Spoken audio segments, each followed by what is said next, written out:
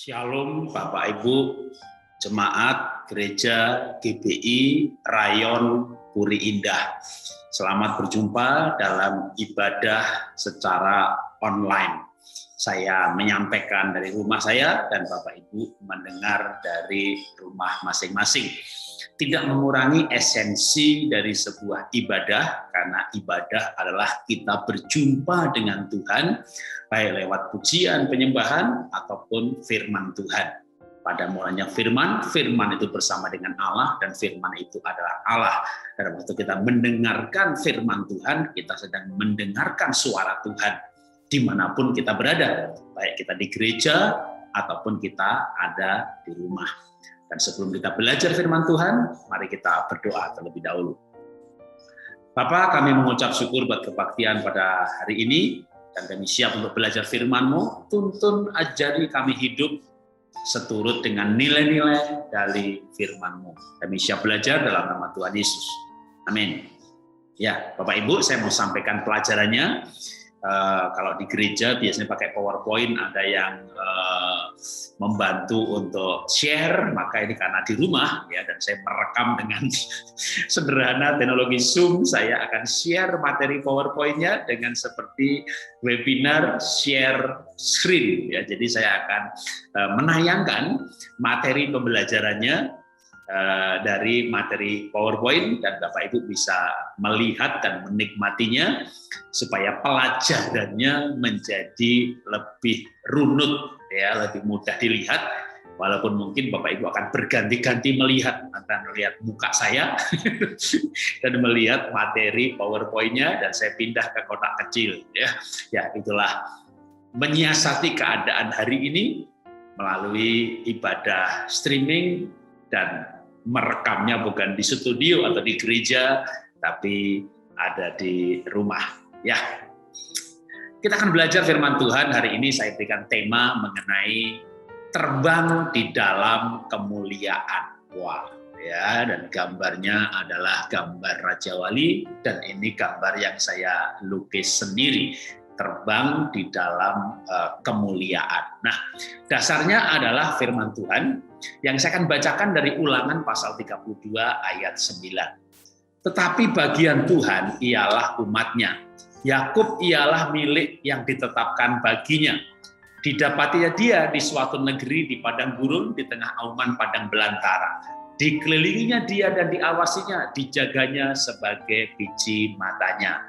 Laksana Raja Wali menggoyang bangkitkan isi sarangnya, melayang-layang di atas anaknya, mengembangkan sayapnya, menampung seekor, dan mendukungnya di atas kepaknya.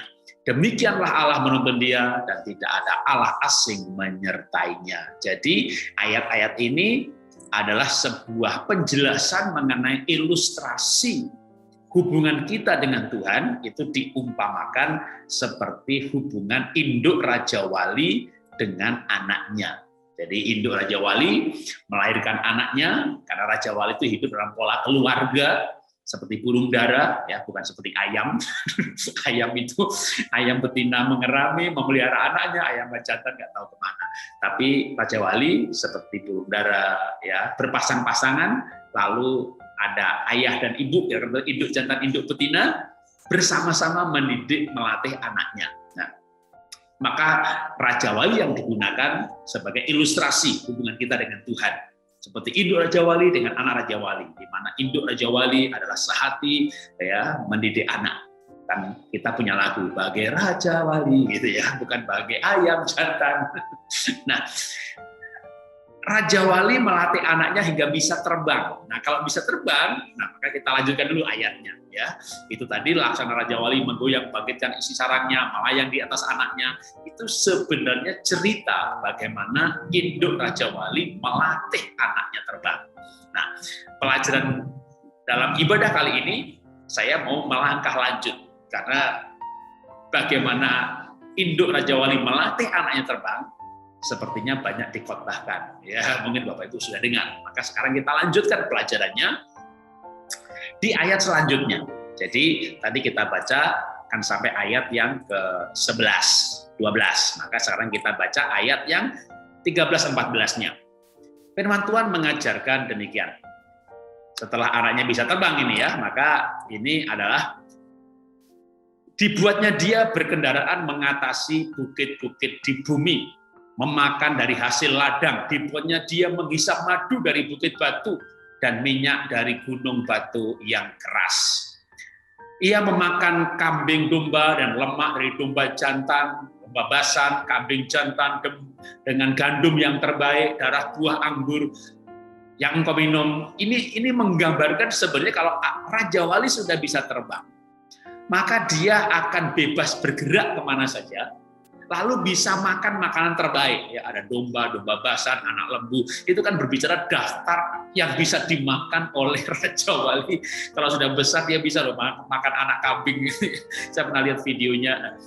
Dan juga bisa terbang kemana saja, melintasi bukit-bukit. Artinya ini sebuah ilustrasi bahwa Raja Wali yang dewasa, yang sudah bisa terbang, bisa bergerak kemana saja, melintasi bukit, naik ke belakang bukit. Kalau masih di sarang, ya tentu karena sarangnya di tempat yang tinggi, pemandangannya indah juga. Tapi di balik bukit ada apa? Dia nggak tahu. Tapi kalau udah bisa terbang, bisa bergerak kemana saja, makan apa saja. Ini sebenarnya sebuah ilustrasi mengenai kehidupan kita jika kita sudah menjadi orang yang dewasa secara karakter, diberkati Tuhan, dibuatnya dia. Siapa yang membuat Tuhan? Pasti hal yang luar biasa kalau kita diberkati sehingga kita bisa pergi kemana saja, makan apa saja. Ini sebuah ilustrasi mengenai kelimpahan hidup. Hidup yang diberkati Tuhan. Baik tentunya yang pasti berkat keselamatan, ya, berkat karakter yang diubahkan menjadi keserupaan, menuju keserupaan, menjadi semakin serupa dengan Kristus. Tapi juga Alkitab berbicara mengenai berkat-berkat jasmani. Nah, tapi hari ini sebenarnya saya tidak membahas berkat jasmani, yaitu hanya sebagai sebuah pendahuluan bahwa Tuhan juga menyediakan kehidupan yang demikian. Tetapi yang saya mau bahas adalah Raja Wali yang terbang di dalam kemuliaan. Setelah dia dewasa, bisa kesana kemari. Ini bukan akhir cerita dari sebuah kehidupan Raja Wali. Karena Alkitab mengajarkan kehidupan Raja Wali sebagai ilustrasi kehidupan kita dengan Tuhan, kita akan belajar mengenai kehidupan Raja Wali dari firman Tuhan. Ayat-ayat yang lain yang juga berbicara mengenai Raja Wali. Nah, kita akan lanjutkan dulu materinya, ya, firman Tuhan yang berbicara mengenai Raja Wali. Yang pasti Raja Wali itu umurnya termasuk unggas yang punya umur panjang. Nah, pertanyaannya, kenapa Raja Wali bisa punya umur rata-rata di atas unggas yang lain?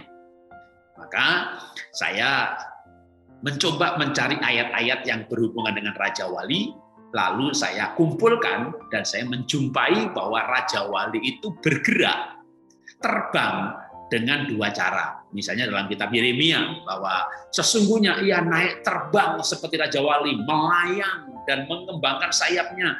Artinya Raja Wali itu bergerak dengan cara terbang dan melayang.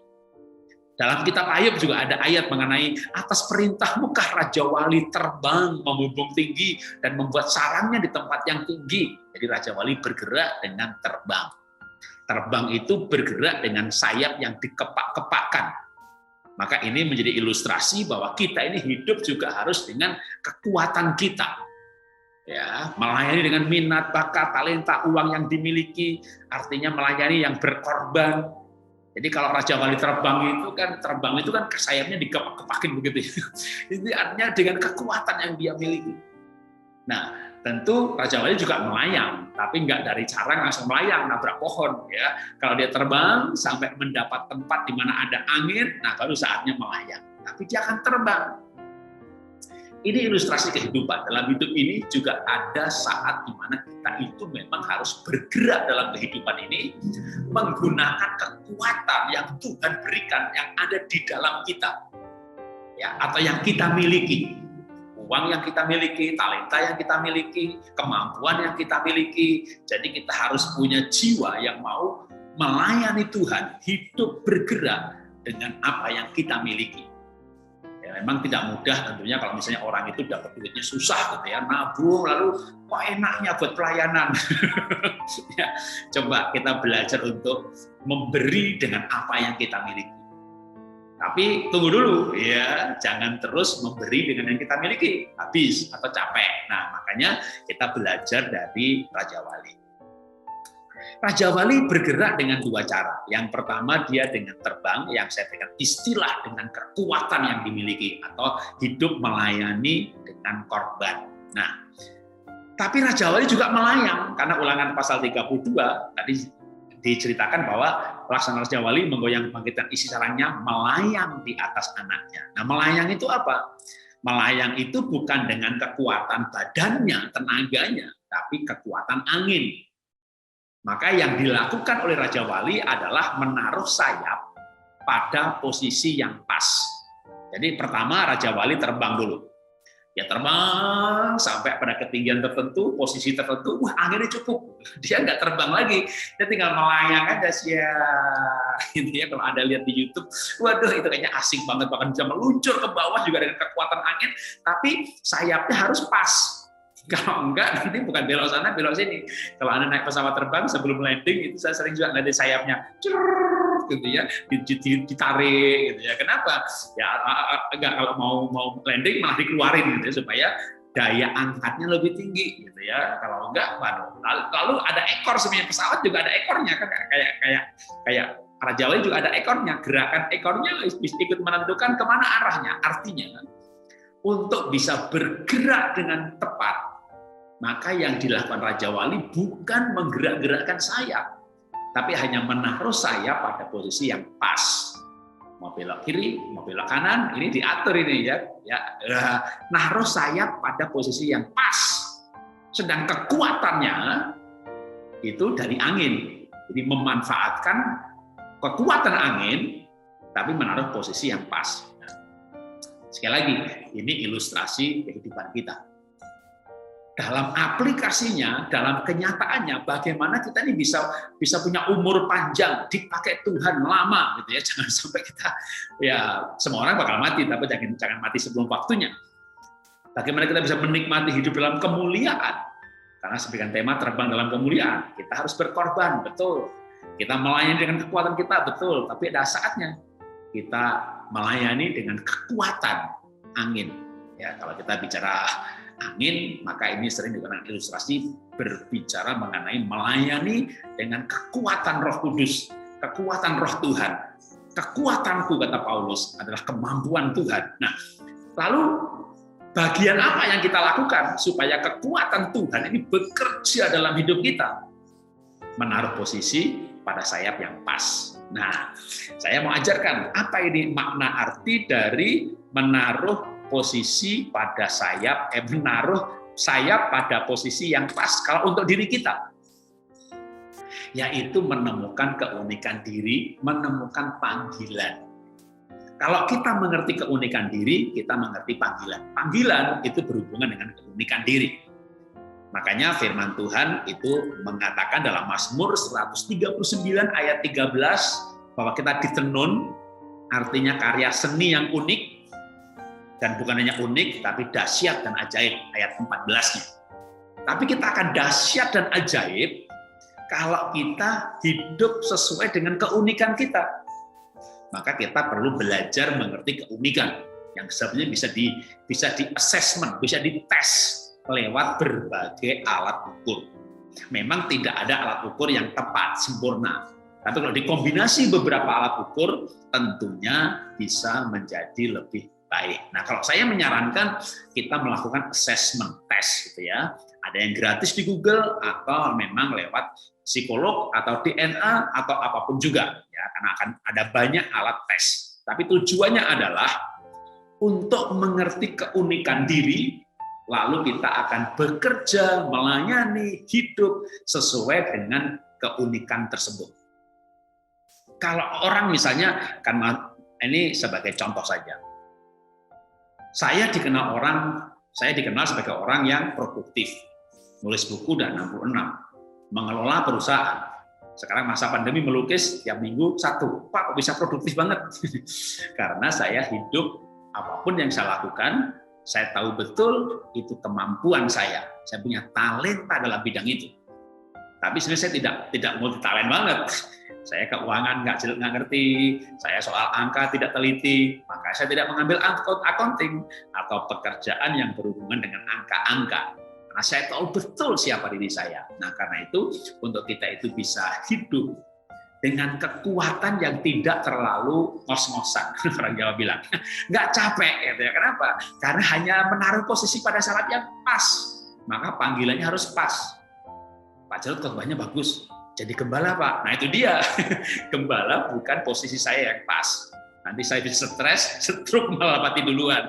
Saya cocoknya ngajar khotbah, bukan menggembalakan. Saya tahu betul siapa diri saya tidak punya kemampuan dalam hal itu. Kalau dipaksakan pasti bisa, tapi tidak bahagia.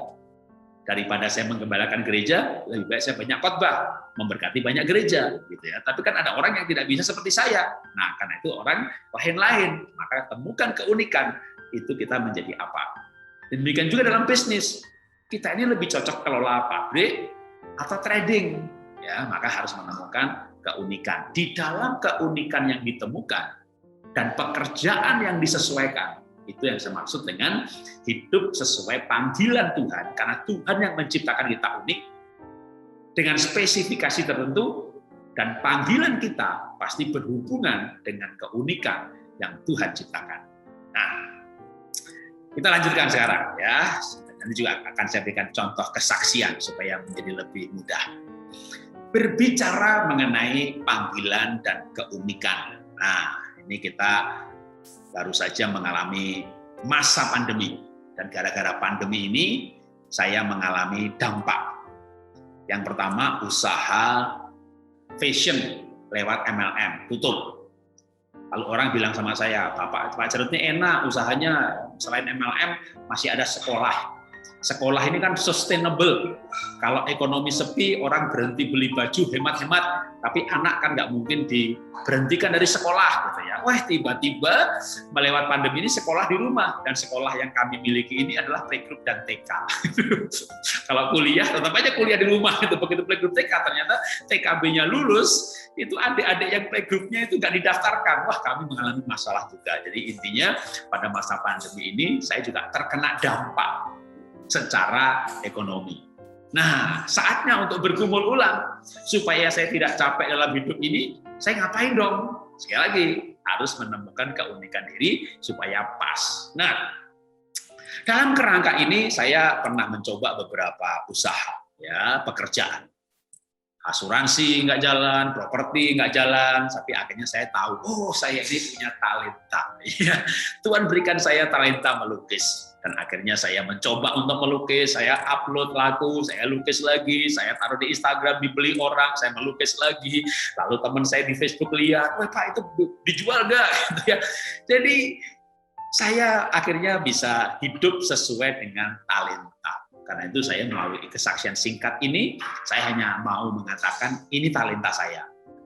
Mana talentamu? Jadi saya percaya bahwa setiap Bapak Ibu ini, saudara pasti punya talenta. Dalam Alkitab ada ilustrasi mengenai talenta. Memang ada yang dapat 5, dapat 10, ada yang 1, ada yang 2, gitu kan.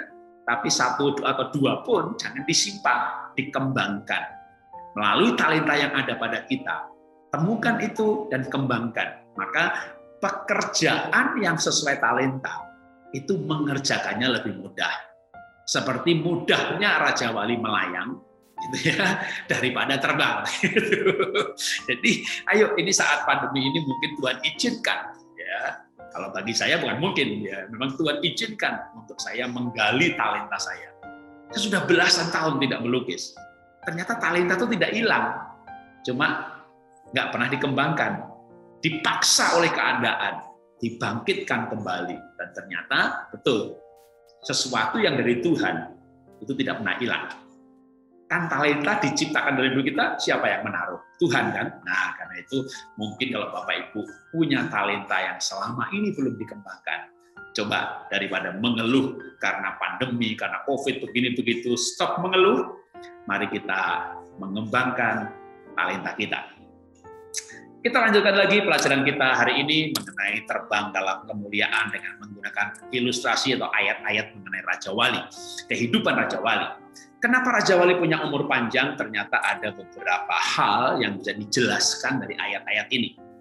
Maliaki pasal 4 ayat 2. Tetapi kamu yang takut akan namaku, bagimu akan terbit surya kebenaran dengan kesembuhan pada sayapnya. Memang ini bukan perikop mengenai Raja Wali, tapi pasti mengenai burung atau unggas, karena ada kata sayap. Jadi saya catat dulu kesembuhan pada sayap. Lalu ada ayat lagi mengenai dari Yesaya, ya. Nah, bahwa orang yang menanti-nantikan Tuhan akan mendapat kekuatan baru, mereka seumpama Raja Wali yang terbang naik dengan kekuatan sayapnya. Mereka berlari tidak menjadi lesu, berjalan tidak lelah. Cukup menarik, kekuatan baru seperti Raja Wali. Ya, Raja Wali disebut kembali. Saya ambil satu ayat lagi, Mazmur 103 ayat 5. Nanti 3 ayat ini saya gabung jadi satu. Dia yang memuaskan hasratmu dengan kebaikan, sehingga pada masa mudamu menjadi baru seperti pada burung Raja Wali. Wah, ini menurut saya cukup menarik. Disebut menjadi baru seperti pada burung Raja Wali. Memangnya Raja Wali ada menjadi muda lagi? Ya pasti, karena disebut demikian oleh firman Tuhan. Menjadi muda lagi seperti burung Raja Wali. Nah, ternyata ketika saya mempelajari soal Raja Wali, ketemu informasi bahwa Raja Wali pada usia tertentu dia sakit. Makanya ada ayat mengenai kesembuhan pada sayap. Ya, ketika Raja Wali sakit, maka kalau dia sembuh, ternyata dia akan mengalami pemulihan menjadi seperti muda lagi. Sehingga ada yang menyebut dengan istilah siklus paruh umur. Siklus paruh umur itu, kalau misalnya Raja Wali sakit umur 10 tahun, terus dia sembuh lagi, dia punya kemampuan hidup 10 tahun lagi. Sehingga ada yang memberikan istilah gitu ya, siklus paruh umur kalau dia sembuh. Nah, yang kita pelajari adalah ini kan sekali lagi ilustrasi kehidupan kita. Nah, pada waktu Raja Wali sakit, kalau orang Jawa itu bilang gering gitu ya, untuk unggas gitu ya, maka dia bisa mati pada saat itu atau dia bisa sembuh. Nah, bagaimana supaya dia sembuh? Maka supaya dia sembuh ternyata dia harus berjemur, ya, berjemur matahari dan tidak kemana-mana dulu. Ya, dia ada di sarang gitu ya. Biasa terbang, nggak terbang. ini cocok buat sekarang ini ya, masa pandemi nggak bisa kemana-mana. Biasa pergi kemana-mana nggak kemana-mana. Karena memang hidup ini kayak ada masanya. Ya, kalau Raja Wali karena sakit gitu ya, kita bisa uangnya yang sakit atau badan yang sakit, sehingga kita nggak kemana-mana, maka kita harus menunggu. Memang menunggu ini bukan hal yang mudah. Sampai kapan Pak kita harus pakai masker? Sampai kapan Pak ini pandemi? Ya sampai terkendali ketika sebagian besar orang di muka bumi sudah divaksin, paling nggak penularannya akan sangat jauh berkurang. Kalau menunggu seluruhnya divaksin, ya butuh waktu bertahun-tahun karena jumlah penduduk 8 miliar dibagi semua kapasitas produksi vaksin di muka bumi, ada pernah yang menghitung nyoba-nyoba itu katanya 6-7 tahun baru selesai. Kami dengan bahkan 50% saja penduduk muka bumi divaksin itu jalur penularannya terputus sangat besar ya. Nah, yang pasti adalah kalau kita diizinkan Tuhan seperti Raja Wali mengalami sakit, ya bisa sakit secara ekonomi, secara fisik, maka bagian kita adalah menunggu, dan menunggu. Menunggu ini memang nggak gampang. Menunggu itu pekerjaan yang tidak mudah, apalagi kalau kita biasa aktif, biasa sibuk, biasa pelayanan, ya. Tapi yang pasti Alkitab berkata bahwa kita harus belajar pada masa-masa menunggu itu memuaskan hasrat dengan kebaikan. Nah, oke, mungkin saya kasih contoh kesaksian. Saya pernah mengalami sakit bukan dalam bidang finansial atau badan, ya, tapi dalam bidang pelayanan. Jadi untuk sementara waktu, istilahnya di-grounded, tidak boleh khotbah. Ya. Lalu sambil nunggu itu apa? Memenuhi hasrat dengan kebaikan. Saya banyak ke pedalaman, saya banyak berbuat baik, melayani ke desa-desa. Jadi ketika kita diizinkan Tuhan untuk sementara, nggak bisa kemana-mana, seperti Raja Wali sakit, Raja Wali disarang, tapi ngapain gitu ya? Nah, Mazmur berkata, memenuhi hasrat dengan kebaikan. Saya melayani tidak seperti sekarang ini, ya, dipanggil khotbah sana sini, saya pernah loh, ya, tidak boleh melayani. Nah, tidak keluar dari gereja, nggak bikin gereja sendiri, tidak memberontak, tetap di gereja lokal, tertanam. Tapi ngapain dong itu memenuhi hasrat dengan kebaikan? Maka waktu itu yang saya lakukan adalah berbuat baik. Ya, Ya, kalau jadwal khotbah di stop, ya kan melayani bukan cuma khotbah gitu ya, bisa berbuat baik, bagi sembako, bawa membagi pakaian ke pedalaman, bikin pengobatan, mendirikan panti asuhan dan seterusnya. Itu memenuhi hasrat dengan kebaikan. Ini foto saya bawa keluarga saya ke pedalaman, dan di pedalaman saya membangun taman kanak-kanak. Nah, kita lanjutkan. Firman Tuhan berkata bahwa kalau kita mau menanti-nanti, nanti bisa mendapat kekuatan baru seperti pada burung Raja Wali. Nah, itulah hidup ini, ya, di mana kadang kita harus menunggu, harus berjemur, ya, bahkan kalau secara fisik nih, ya, secara fisik berjemur beneran.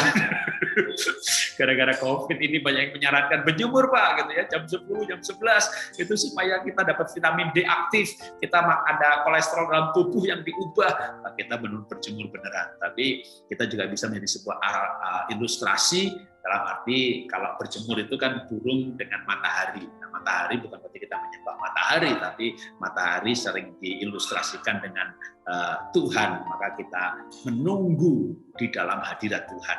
Kita menunggu pemulihan dari Tuhan. Kita menunggu itu bergaul dengan Tuhan. Kita menunggu itu mendengarkan tuntunan Tuhan, mendengarkan suara Tuhan lewat firman-Nya. Saya selalu menekankan berkali-kali mendengar suara Tuhan lewat firman-Nya. Kenapa? Pada mulanya firman. Firman itu bersama dengan Allah, dan firman itu adalah Allah. Jadi kalau mau dengar suara Tuhan, baca Alkitab. Yaitu pasti suara Tuhan yang sudah pasti. Ya, kalau suara yang audible atau dalam hati nurani, ya itu masih bisa subjektif, walaupun bisa benar juga. Tapi yang pasti suara Tuhan itu adalah Alkitab atau firman Tuhan. Ya, nah, maka kita menunggu itu ngapain gitu ya? Selain kita berhubungan dengan Tuhan, kita berbuat baik, kita menantikan kairos Tuhan. Karena kalau waktunya Tuhan memberkati, saya akan sambung kesaksian saya, ya. Firman Tuhan berkata begini, jikalau kita menanti-nantikan Tuhan, maka kita akan punya pengalaman bahwa Tuhan itu penolong kita. Ya. Atau kalau kita menanti-nantikan Tuhan, maka Tuhan itu akan menjenguk atau muncul gitu ya kepada siapa yang minta tolong. Maka kita perlu belajar yang namanya menanti-nantikan Tuhan. Dengan cara apa kita menanti-nantikan Tuhan? Dengan kita diam di hadapan Tuhan. Kita bergaul dengan Tuhan. Maka percaya dan berharap kepada Tuhan. Maka Raja Wali yang sakit, dia bisa sembuh kembali, lalu terbang kembali, menikmati keindahan dunia ini. Jadi ini adalah sebuah ilustrasi untuk kehidupan kita juga. Kita sudah terbang seperti Raja Wali kemana-mana, pelayanan kemana-mana, bisnis kemana-mana. Ya, lewat pandemi, kita seperti orang yang, seperti burung yang sakit, nggak kemana-mana. Kita nikmati. Kita menikmati dengan banyak bergaul dengan Tuhan. Kita menikmati dengan membaca buku. Kita menikmati kalau saya ditambah dengan melukis. Itu talenta saya, apalagi bangkrut. Ngapain lagi gitu ya. Saya juga kaget gitu ya, bahwa saya tuh nggak. Saya tentu berharap, tapi tidak menyangka bahwa responnya begitu besar. Dari situ saya tahu, ya dari situ saya tahu bahwa ini berkat Tuhan, karena Tuhan memang memelihara barang siapa yang berseru kepadanya atau anak-anaknya. Kan induk Raja Wali dengan anaknya, kita anak Tuhan. Lewat kesusahan dan pandemi ini, justru saya melihat pertolongan Tuhan dari waktu ke waktu. Lewat usaha saya yang hebat dulu, saya merasakan kelimpahan. Tapi pandemi datang, usaha bangkrut, mengalami yang lain lagi, yaitu penyertaan Tuhan, pertolongan Tuhan dari waktu ke waktu. Seperti kembali masuk padang gurun, tapi melihat mana, melihat tiang awan, tiang api. Dari hari ke hari, kita melihat penyertaan Tuhan. Jangan takut dengan pandemi, jangan takut dengan masalah, jangan takut dengan keadaan. Karena kita memang dirancang untuk menjadi pemenang, yang mengalahkan dan mengatasi keadaan. Bahkan kita bisa terbang ataupun melayang seperti Raja Wali, menikmati dunia ini dengan cara bergerak dan dengan cara melayang. Tuhan memberkati. Bapak, kami belajar firman-Mu, kami belajar mengenai kehidupan Raja Wali, bagaimana Raja Wali bergerak dengan terbang dan melayang, dengan berkorban, dan dengan kekuatan Tuhan. Bagaimana Raja Wali kalau diizinkan sakit, maka dia harus berdiam diri dan menunggu kesembuhan. Kadang kami tidak mengerti Tuhan, kenapa hal-hal terjadi akhir-akhir ini. Tapi melalui pembelajaran ini sebagai ilustrasi, kami menangkap sesuatu, maksud Tuhan dalam hidup kami. Beberapa di antara kami mungkin belajar ini saatnya untuk korban dan bergerak. Bergerak melayani, bergerak berbuat baik. Beberapa di antara kami belajar bahwa inilah saatnya untuk mengandalkan Tuhan, kekuatan Tuhan. Beberapa di antara kami akan belajar bahwa saat ini saatnya untuk berdiam diri. Dalam keadaan yang Tuhan izinkan sakit, kami akan bergaul dengan Tuhan. Kami menanti-nantikan pemulihan yang pasti terjadi di dalam nama Tuhan Yesus Kristus. Tapi dalam menunggu pemulihan, kami tidak sakit hati, kami tidak kecewa, kami tidak bosan. Justru di dalam penanti-nantian dalam masa pemulihan ini, kami bergaul dengan Tuhan. Kami memenuhi hati kami dengan kebaikan dan membuang segala kekecewaan, keluh kesah, ataupun amarah. Kami menikmati baik pada masa kelimpahan, kami menikmati berkat dalam masa kekurangan. Kami menikmati jalan-jalan penyertaan Tuhan. Terima kasih Bapak, kami sudah belajar firman-Mu dalam nama Tuhan Yesus. Kami berdoa mengucap syukur. Amin.